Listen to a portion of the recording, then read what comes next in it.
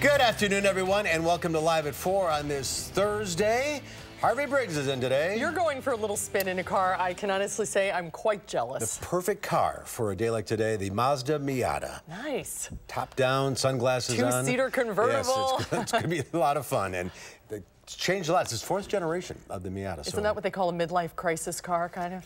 Yeah, I don't know. Maybe not expensive enough for that. But it's a lot of fun anyway. That's coming up in this hour. But first, here's what's making news this Thursday. It was 10 years ago that Lake Delton became a mud hole. Keely Arthur returns to the Dells area to see what has changed since that fateful day. We will never forget it. Can't believe it's been 10 years. President Trump says he's ready for the summit with North Korea, saying that he doesn't really need to prep much for the upcoming meeting. And the first nonstop flight from MSN to SFO is in the air. We'll see who's on board the inaugural flight. Let's take a look outside today. It was a warm one today. Yeah, warmed up, a little more humidity in the air. But this duck's loving it. This is perfect weather for that. Yeah. And the weather words for today: school's out, umbrellas out. Happy last day of school, everybody. Summer's here. Some kids got out today and others tomorrow is the last day. It's going to be a wet day tomorrow, the way it looks. Karen Swanson's in the backyard. No guns out, just umbrellas out. Guns out? Yeah, the kids will need the umbrellas for the next couple of days. Some schools getting off today, some I believe getting off tomorrow as well, and it looks like kind of a wet start to summer vacation for some of the kiddos, but you know, we do have some nice weather ahead as well. Here's what's happening right now. We've got some beautiful weather right now with not too many clouds across the region. We will continue to see some of the sunshine this evening, eventually getting into some shower and thunderstorm chances by late tonight. We've got some warm temperatures across parts of southern Wisconsin right now. It's 80 degrees here in Madison. Over to the east, those temperatures are quite a bit cooler over toward Lake Michigan, but the rest of us seeing some of those 80-degree temperatures. 86 right now in Janesville, 81 in Monroe, 83 in Lone Rock. There's the live view here in Madison. You can see plenty of blue skies, a few puffy cumulus clouds overhead, some nice fair weather clouds, but we do have some of those shower and thunderstorm chances that will be developing. I think the better chances for seeing one of those showers or thunderstorms will hold off until late tonight and into the overnight hours, probably arriving as we head toward daybreak tomorrow. Here's our live traffic view from our Department of Transportation camera at Rimrock Road and the Beltline, and we are starting to see some slowdowns in both directions on the Beltline at this hour, but we are also seeing some slowdowns to the south down across parts of southern Dane County into the northern part of Rock County on Highway 14. Most of those are some south or eastbound direction slowdowns to around 25 to 30 miles per hour. Here on the Beltline, we are seeing those slowdowns now in both directions, and they start up right around the Verona Road interchange. Also seeing some slowdowns on Verona Road through that construction zone. Eastbound, you're seeing those slowdowns anywhere from about 20 to 30 miles per hour at this hour. You do finally ease up in the traffic just past about Southtown Drive. So here are some of your eastbound times and speeds. The slow spot right now from Verona Road to John Nolan Drive with an average speed of 27 miles per hour. Heading out of town, it is going slower on 14, but if you take 3990 down toward Janesville, that's going faster. 63 miles per hour right now. Heading out to Sauk City will take about 17 minutes, but beautiful for this late afternoon. It really is. All right, Carl, we'll check back in a few minutes. Thank you, Karen. First at 4, this Saturday marks the 10-year anniversary of the Lake Delton catastrophe. After heavy rain and flooding, the lake overflowed and within a few hours emptied out entirely into the Wisconsin River. Our Keely Arthur is live in Lake Delton and takes a closer look at then and now. Keely. Hi there. Well, 10 years ago, nearly to this day, heavy flooding here on Lake Delton caused the water to rise, creating a breach of County Highway A, draining the water into the Wisconsin River. Here is what that scene looked like on June 9, 2008. Now, 267 acres of Lake Delton surged into the Wisconsin River, creating a channel that within a few hours allowed 600 million gallons of water, taking with it portions of the lakeshore, highway, and 5 homes.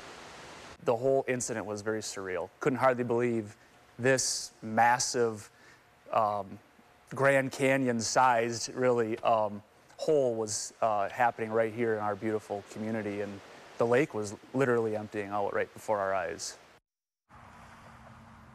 Since then, Lake Delton has recovered entirely thanks to efforts between local, state, and federal agencies.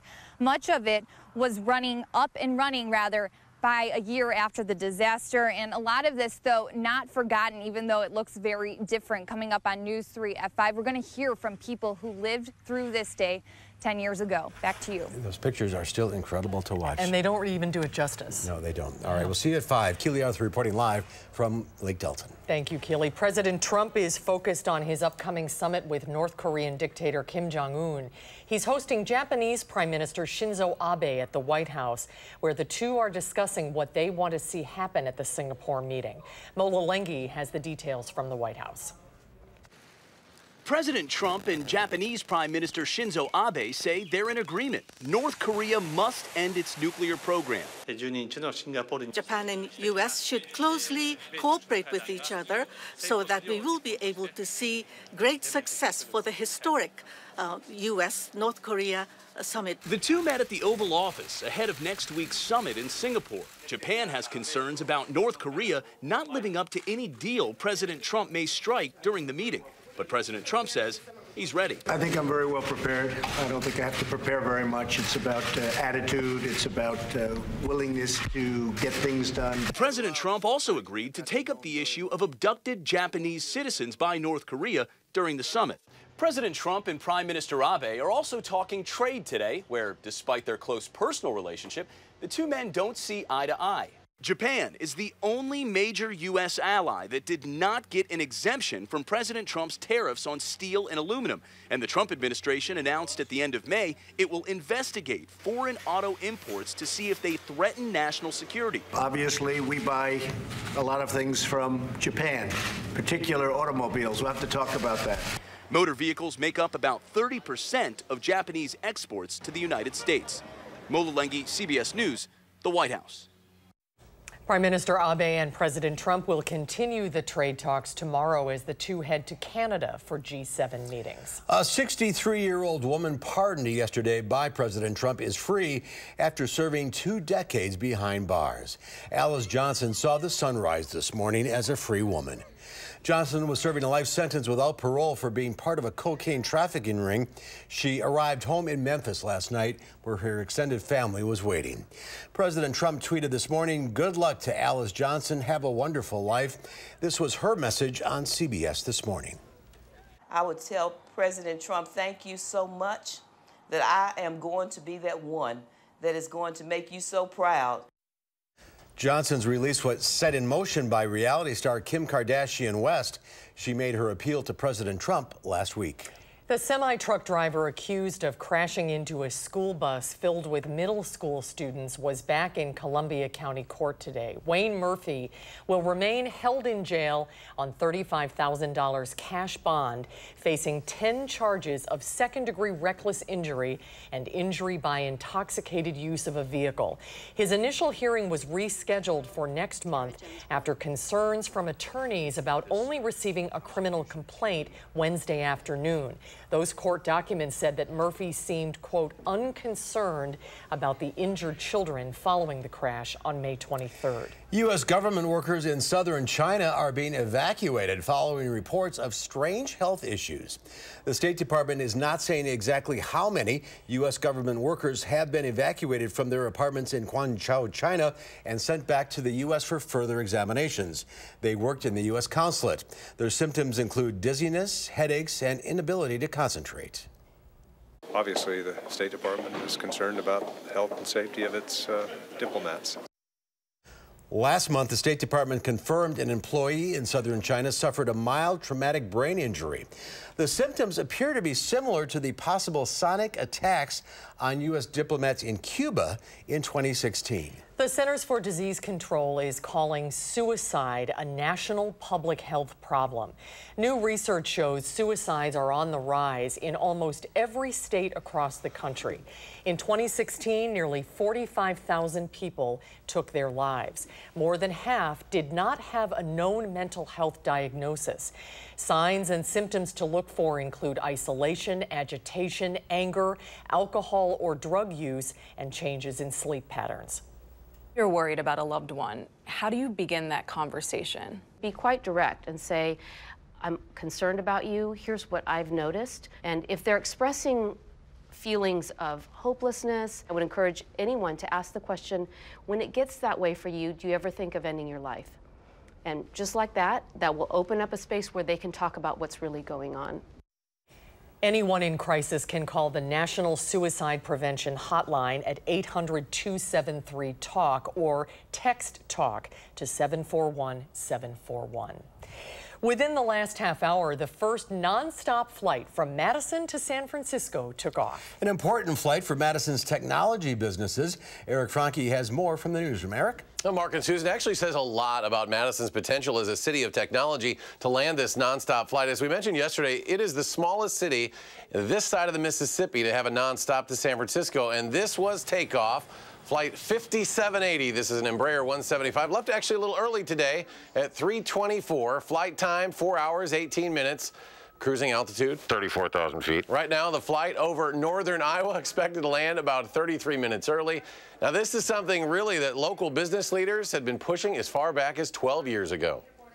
Madison and San Francisco are two of the fastest growing communities when it comes to tech sectors in the country. CBRE last year named Madison as the city with the most momentum when it comes to technology. So it's good news for our community. It's good news for our airport. I think it's good news for United, because we are the ground floor of the next big thing.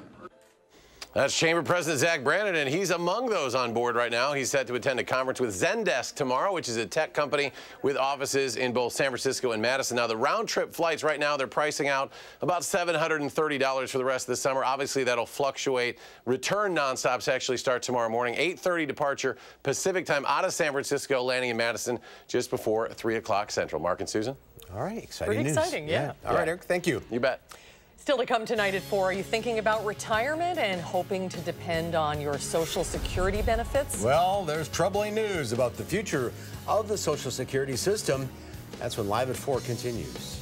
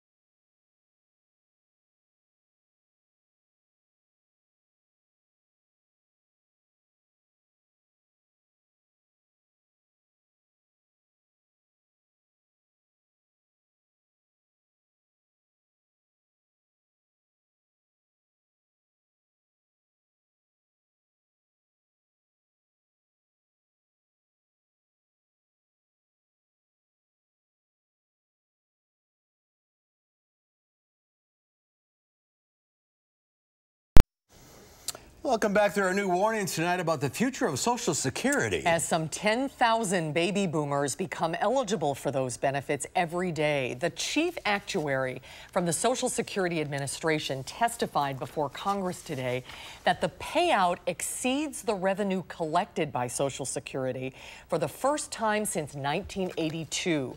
That means Social Security must dip into a reserve fund that is expected to run out by 2034. And this is due to the lower than expected earnings as a share of gross domestic product in 2016 and 2017.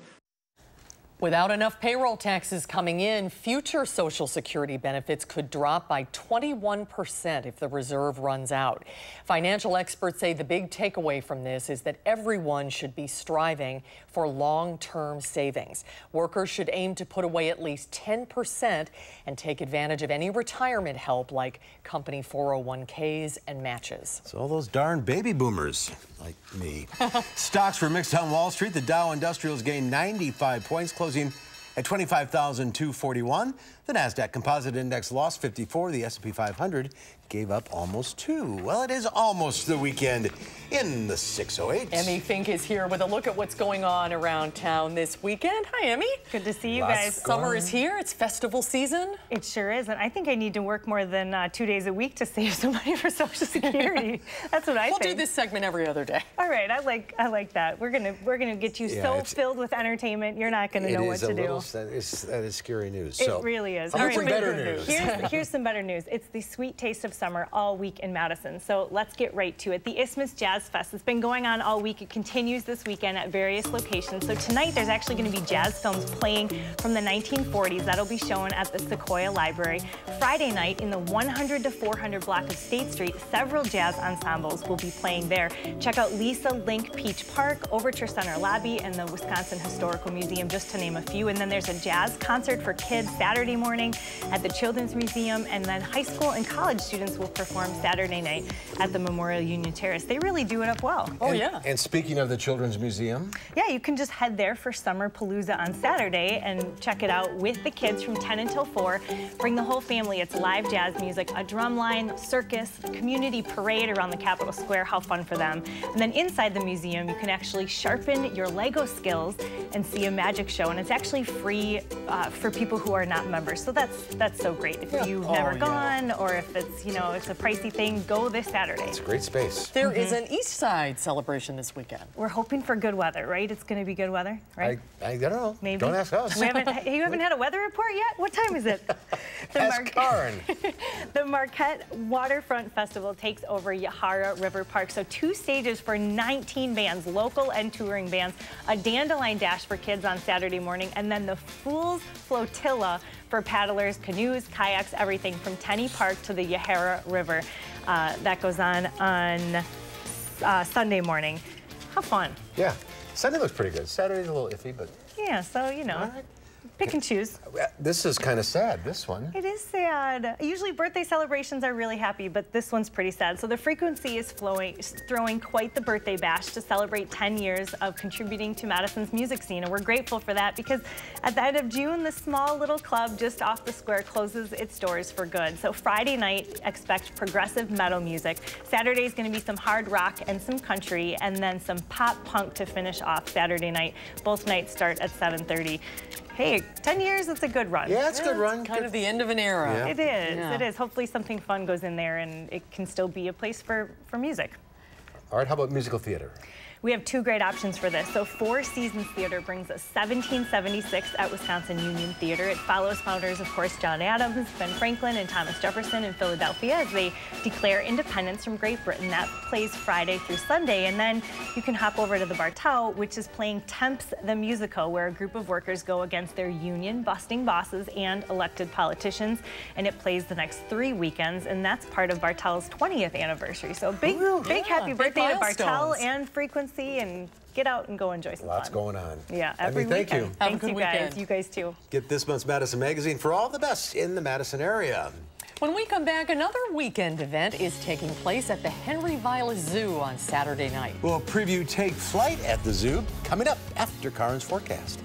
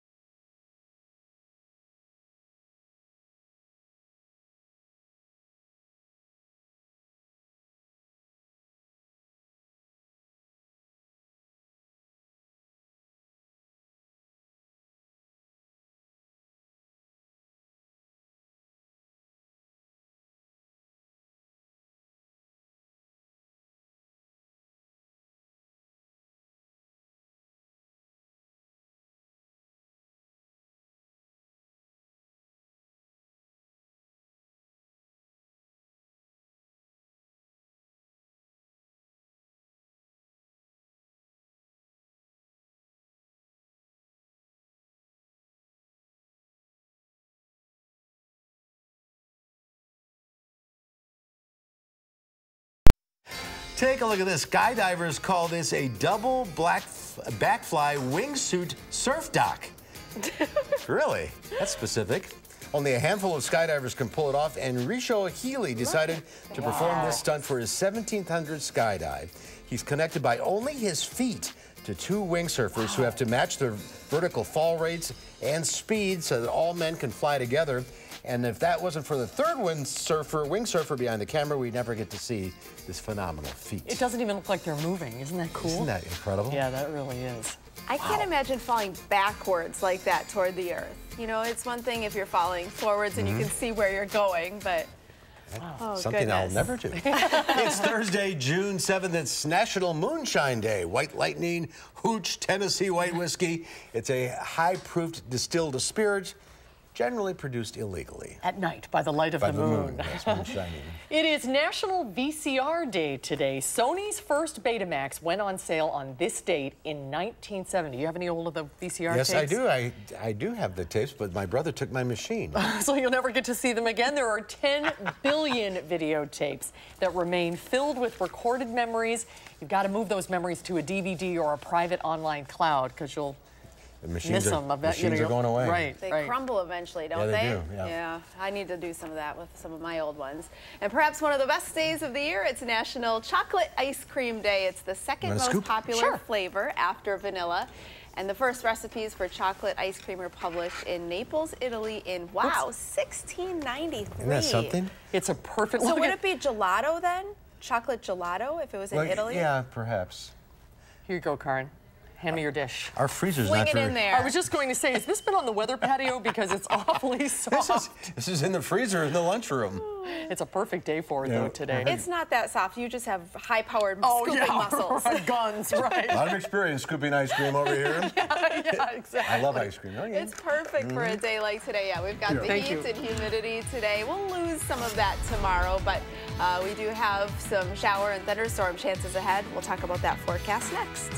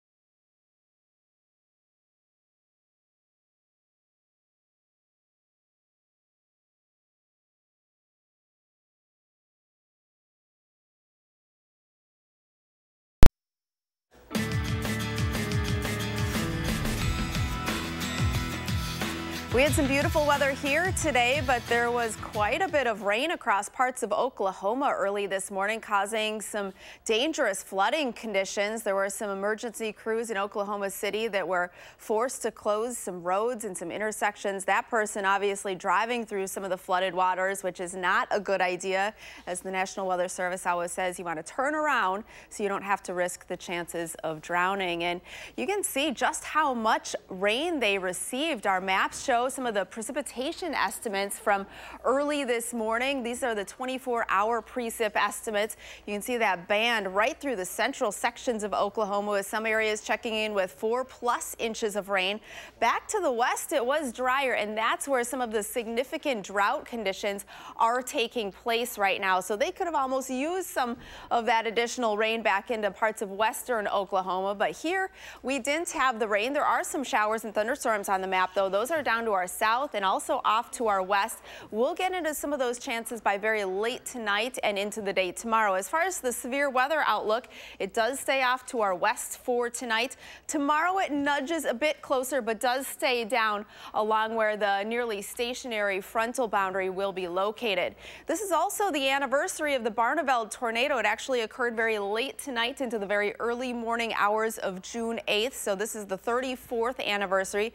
It started up between 12:41 in the morning and ended at 1:40 in the morning. It had a 36-mile path, caused $25 million in damage, lots of injuries, and about 9 deaths. And there were quite a few other tornadoes that night as well. You can see just the list of all of those tornadoes across southern Wisconsin, many of those F2 and F3 in categories. So something we definitely don't want a repeat of. Today was much different to start our day. This is our photo from Kenton Fowler. He sent this in of the sunrise over Lake Mendota early this morning. Beautiful to see that. Our temperatures today started off in the 50s, ended up in the low 80s this afternoon, and these are our official temperatures so far. 82 and 57. Normals for today are 76 degrees and 53. Right now in Madison, it's 80 degrees. The air is calm and the air pressure is rising. We've got cooler temperatures over toward Lake Michigan. The rest of us seeing some of those temperatures in the 80s right now. 84 in Boscobel, 82 in Platteville, and across the rest of the region, you'll notice a few spots are cooler near the Great Lakes, but overall some warm temperatures in the 80s and even into the 90s. Here's that nearly stationary boundary just off to our south, and there are going to be several impulses that travel right along that. So getting into some of those shower and thunderstorm chances late tonight through tomorrow. Then as that entire boundary slips a little bit more to the south, we have just a slight chance of seeing a shower or a thunderstorm as we head through the day on Saturday. So tonight, 58 degrees, skies turn mostly cloudy. Those showers and thunderstorms arrive here late tonight. Tomorrow, some showers and thunderstorms at times through the day, and it does look to be a bit cooler with that high of 74. Here's how that all looks on our future track forecast, getting into some of those shower and thunderstorm chances arriving very late tonight into the first part of tomorrow. We'll see those off and on during the day tomorrow, and then even tomorrow night seeing some of those off and on rain chances. By Saturday, I think those chances are much smaller, just getting into a slight chance at that time. As far as our precipitation potential, this is the GFS computer model showing the lighter totals to the north and northeast of Madison, with some of those heavier rainfall totals through the weekend off into areas southwest and to the south of Madison, down a little bit closer to where that frontal boundary will be located. We do have that slight chance of seeing a shower or a thunderstorm on Saturday. On Sunday, getting into some sunshine for the day with highs back in the upper 70s. We get back into the low 80s early next week. We have some shower and thunderstorm chances from late on Monday into Tuesday. A dry stretch toward the middle of next week, with a return to some heat and humidity late next week and into the following weekend, along with some shower and thunderstorm chances. All right. Thank you, Karen. Sure thing.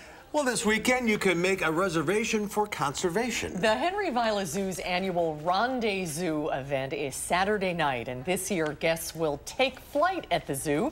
You can visit the animals and enjoy some great food and drinks.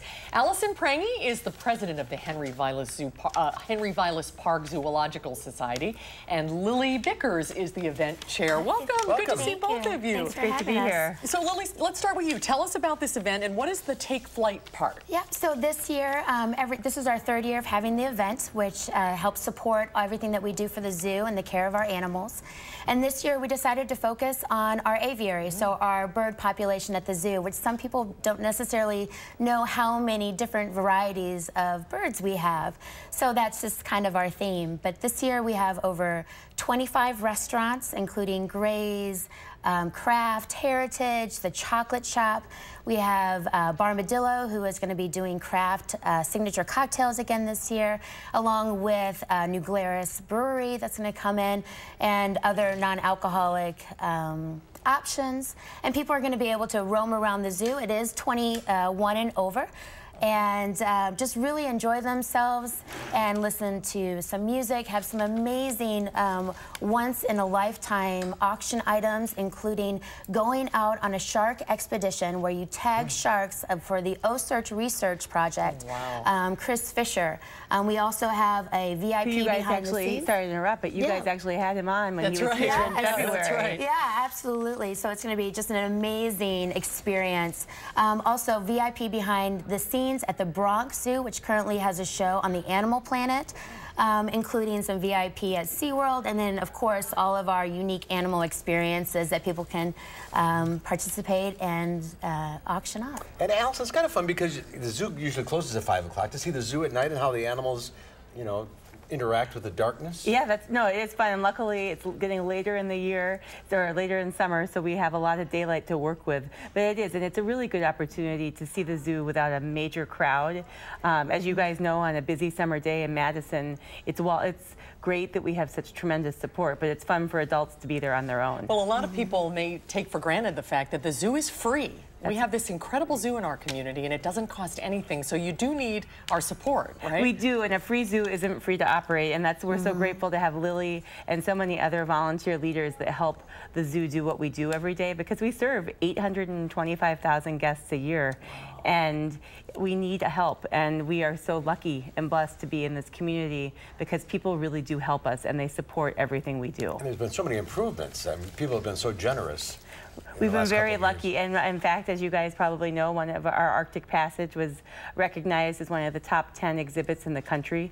We've got that fantastic badger exhibit, and we also maybe are participating in the Golden Bucky contest right now, if I can make a plug, if anybody's tracking those. Yeah. To vote for the Buckies? Yes. Yeah. Okay. And he'll be at the zoo over the weekend as well, so people will be able to take pictures and see him. So it's Saturday night from 5 to 9:30 at the Henry Vilas Zoo. For tickets and more information, go to vilaszoo.org.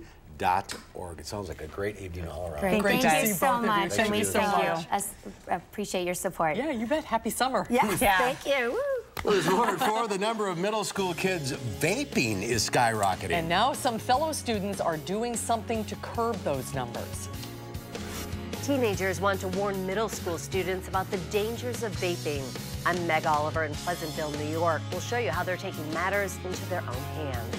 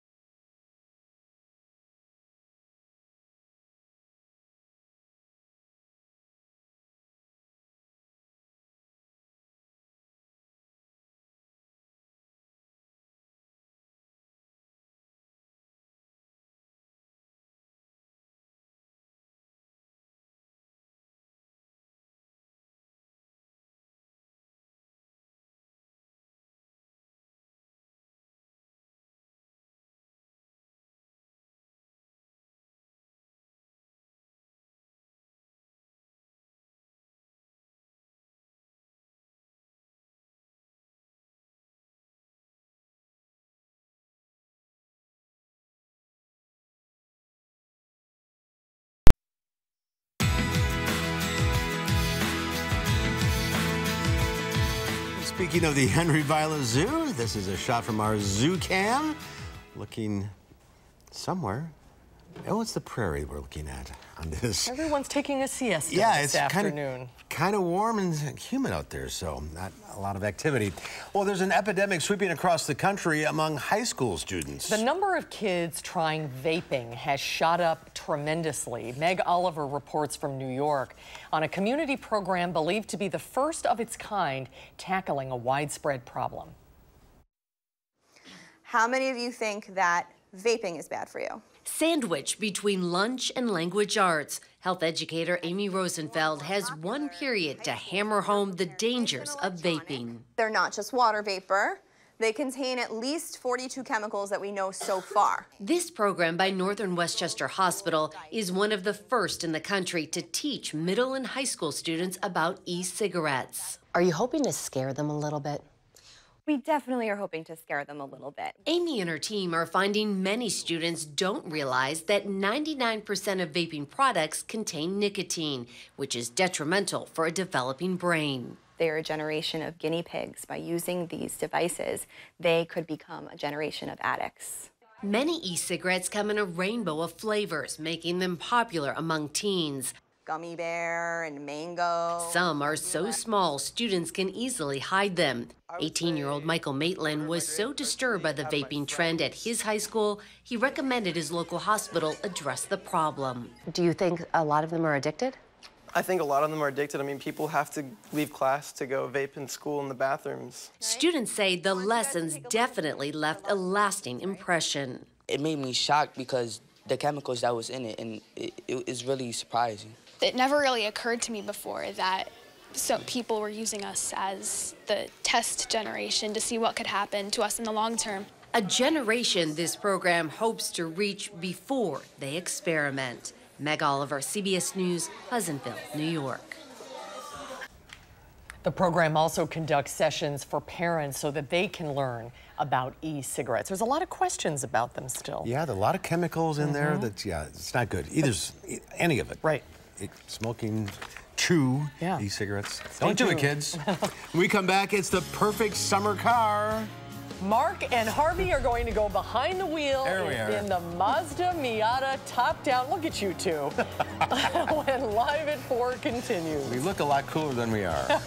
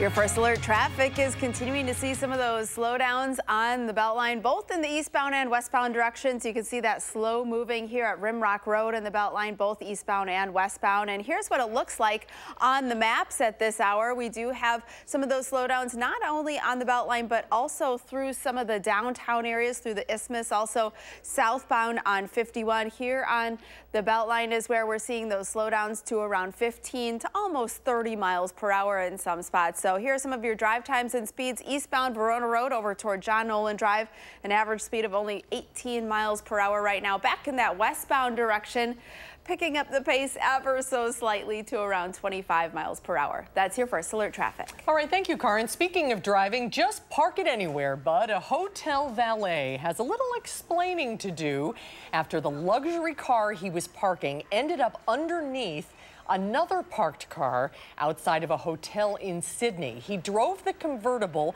Porsche Carrera under a sports utility vehicle outside the Hyatt Regency. Whoops. Ow. Emergency workers had to cut the valet driver out of the Porsche while a large crowd gathered. The valet luckily was not hurt, but the same could not be said of the Porsche. I wonder if he still has his job. I highly doubt it. Well, 29 years ago, Japan's Mazda Corporation first introduced the MX-5 Miata to the world. The two-seater sports car was an homage to the British and Italian roadsters of a generation ago. Now, in its fourth generation, the Miata is as fun to drive as the day it first hit our shores. With a smile on his face, we go behind the wheel of the 2018 Mazda Miata with Harvey Briggs.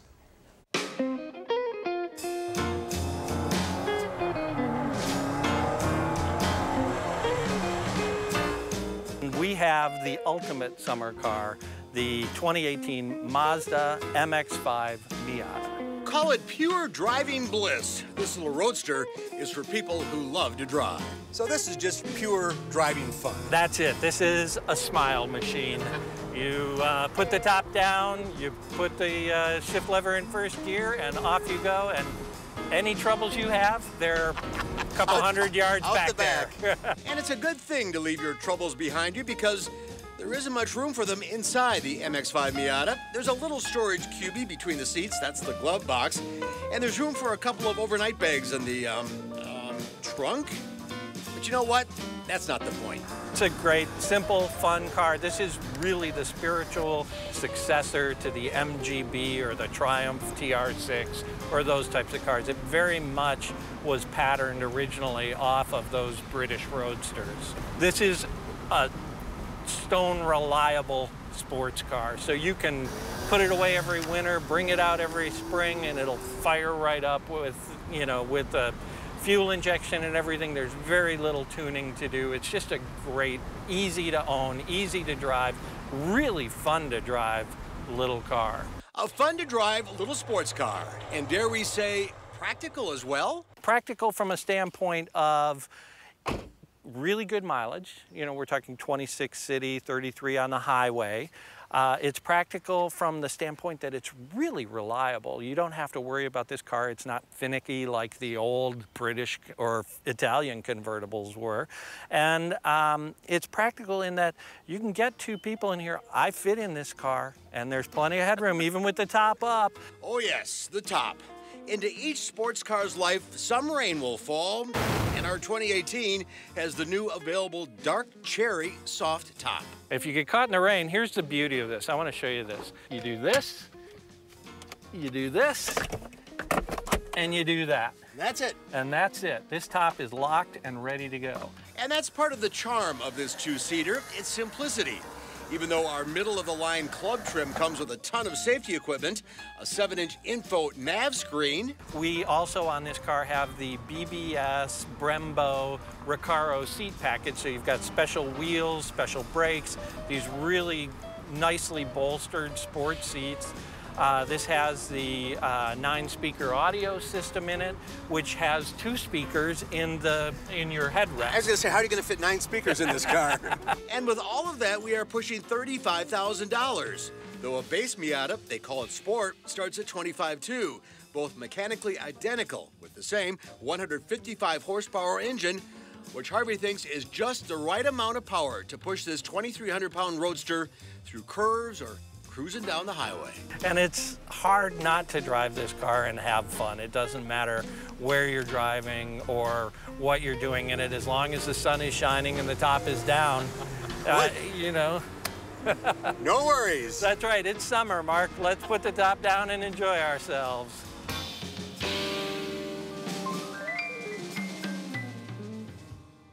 It is a lot of fun. Tough assignment, Mark. There's really not a lot of competition for this car either. Just that little two-seater. There's the Fiat 124, which is actually built on the same platform as the Miata at the platform in Hiroshima, Japan. Oh, you're kidding me. Isn't that interesting? That is interesting. I mean, there's the bigger muscle cars, convertibles, Mustangs, but those are big, heavy cars. These are little, light, nimble little cars to have fun in. I have to say, you guys look good in that car. You really did. It was a lot of fun. So, Miata MX-5. Okay. We'll be right back with the final check of your forecast.